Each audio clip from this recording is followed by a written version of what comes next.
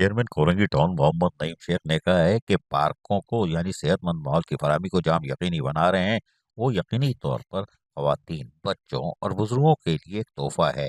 और कोरंगी टाउन यहाँ पर आने वाले खवातीन, बच्चों को और बुजुर्गों को तमाम सहूलियात की फराहमी को यकीनी बनाएगा। लेकिन तब मॉडल पार्क कोरंगी नंबर 3 के तमाम किस्म की जो दाखिला फीस है उस पर पाबंदी है और पार्क में दाखिले की कोई फीस नहीं ले जाएगी। ये बात चेयरमैन कोरंगी टाउन मोहम्मद नईम शेख ने वाज़ेह तौर पर कह दी है।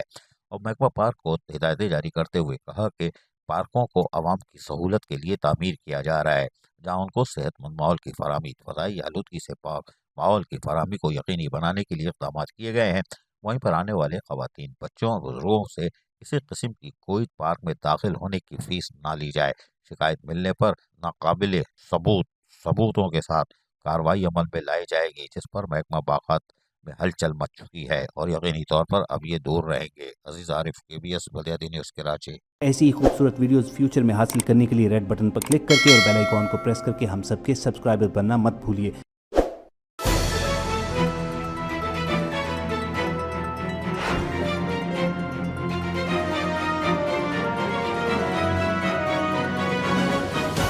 KBS बलियाती न्यूज़।